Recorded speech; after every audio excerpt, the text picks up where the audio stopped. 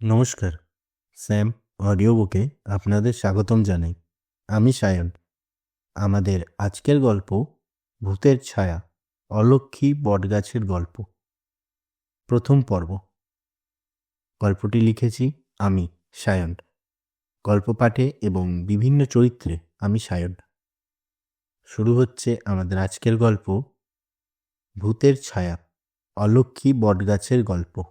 ধীরেন্দ্র, রমেশ, সুধাংশু, কৌশিক এবং আরও অনেকজন গ্রামের লোক দোকানে বসে চা খাচ্ছিল। তখনই ধীরেন্দ্র চায়ের কাপে চুমুক দিয়ে বলল,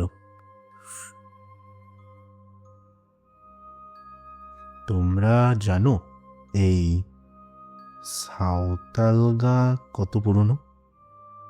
অনেক যুগের ইতিহাস লুকিয়ে আছে এখানে, কিন্তু সবচেয়ে ভয়ঙ্কর অধ্যায় হলো সেই বটগাছ।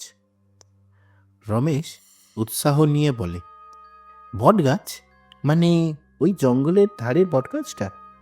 ওটা কি সবাই এত ভয় পায় কেন? ধীরেন্দ্র চোখ চেপে বলল, ভয় পায় কারণ সেখানে সত্যি কিছু আছে। 5 দশক আগে গোবিন্দ গিয়েছিল সেখানে, সে ফিরে আসেনি। অনেক দিন পর, তাকে অনেক খোঁজার পর যখন তাকে পাওয়া যায়, সে পাগলের মতো হয়ে গেছিল। তার মুখের কথা শুনে গ্রামবাসী রাতারাতি ওই গাছের কাছে যাওয়া বন্ধ করে দিয়েছিল। সুধাংশু উৎসাহ নিয়ে বলে, আর সেই থেকেই এই গল্প। ধীরেন্দ্র কাকু, এসব গল্প মানুষকে ভয় দেখানোর জন্য বানানো হয়, সত্যি কিছু নেই। ধীরেন্দ্র রেগে বলে, তুমি হয়তো বিশ্বাস করছো, কিন্তু যারা ওই গাছের কাছে গেছে তারা হয় ফেরেনি, নয়তো ফিরে এসেছে এমন অভিজ্ঞতা নিয়ে যা মুছে ফেলা সম্ভব নয়। কৌশিক রমেশকে ইশারা করে বলে, তাহলে চল আমরা নিজেরাই সত্যিটা দেখে আসি। এতদিন ধরে শুধু শুনছি, একবার প্রমাণ দেখা যাক। ধীরেন্দ্র আঙুল উঁচিয়ে সতর্ক করে, পাগলামি করো না। এই গাছ মানুষ খেয়েছে, আর কথা না শুনলে তার ফল ভুগবে তোমরাই। রমেশ মুচকি হেসে বলে, আমরা তো সাহসী ছেলে কাকু, আমরা খুঁজে বের করব সত্যিটা। আগামীকাল রাতেই যাই। পরের দিন রাত, পূর্ণিমার রাত। বটগাছের কাছে এসে রমেশ, সুধাংশু এবং কৌশিক মশাল হাতে বটগাছের নিচে বসেছে। চারপাশ নীরব, মাঝে মাঝে পেঁচার ডাক শোনা যাচ্ছে। সুধাংশু চুপচাপ চারপাশ দেখতে দেখতে, এত কিছু তো হচ্ছে না, মনে হয় এই গাছের গল্প শুধু মিথ্যা। কৌশিক বলে ওঠে, একদম তাই, ভয়ের চোটে সবাই এড়িয়ে চলতো, আর এইভাবেই গুজব তৈরি হয়েছে আর কি। রমেশ মশাল তুলে গাছের দিকে তাকিয়ে বলে, কিন্তু একটা কথা বল, এই গাছের পাতা এমন অদ্ভুতভাবে নড়ছে কেন? বাতাস তো নাই। সুধাংশু মনে সন্দেহ জাগে, তুমি ঠিকই বলছো, আরেকটু দেখি, কিছু অস্বাভাবিক হলে মশাল জ্বালিয়ে তৎক্ষণাৎ সরে যাব। হঠাৎ গাছের পিছন থেকে একটা শব্দ শোনা যায়। সবাই চমকে ওঠে। কৌশিক চিৎকার করে ওঠে, ও ও- ও- ওটা কি শব্দ? শব্দটা ঠিক ওই দিক থেকেই এলো। রমেশ শব্দ অনুসরণ করতে করতে, চল ওদিকটা দেখেই, কে জানে হয়তো কেউ মজা করতে। তারা এগিয়ে যায়। কালো ছায়ার মতো কিছু দেখা যায়।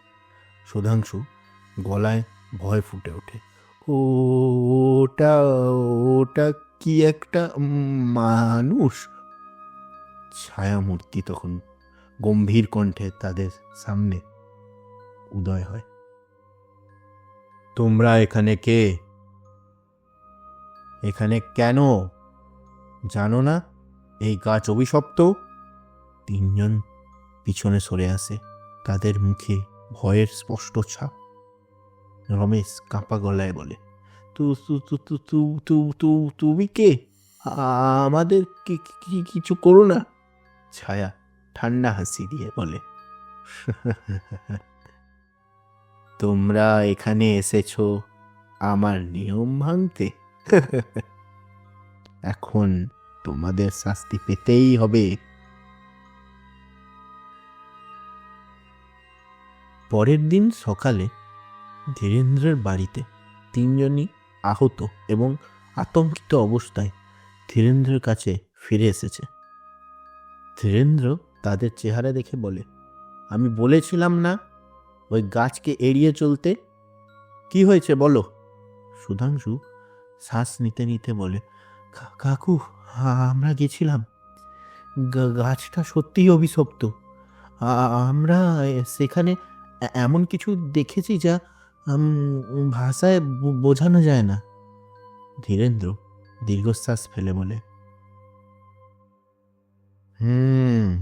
এবার বুঝলে কেন সবাই ওই গাছ থেকে দূরে থাকে? অভিশাপকে অগ্রাহ্য করো না। ওই গাছের নিচে যাওয়া মানেই নিজের জীবনের শেষ ডেকে আনা। তিনজন চুপচাপ বসে থাকে, তাদের চোখে তীব্র ভয়। আপনারা শুনছিলেন ভূতের ছায়া অলক্ষী বটগাছের গল্প, প্রথম পর্ব। গল্প এখানেই শেষ নয়, এরপর আরও 2টো পর্ব রয়েছে, তাই এটাই শেষ ভাববেন না।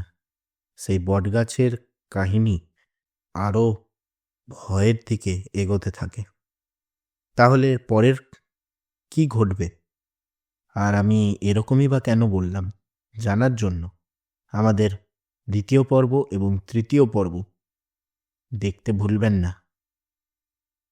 আমরা আগামী সপ্তাহে এর 2য় পর্ব নিয়ে আসব। ততদিনের জন্য গল্পটি ভালো করে শুনুন আর সবাইকে শেয়ার করুন, যাতে সবাই এই গল্পটি শুনতে পারে।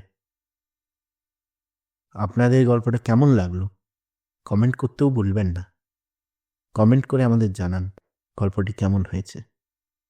তাহলে আজকে এখানেই শেষ করছি, আবার দেখা হবে আগামী সপ্তাহে এর 2য় পর্ব নিয়ে। তাহলে ভালো থাকবেন, সুস্থ থাকবেন, গল্প শুনবেন, গল্প পড়বেন, গল্প লিখবেন, গল্প শোনাবেন। ধন্যবাদ।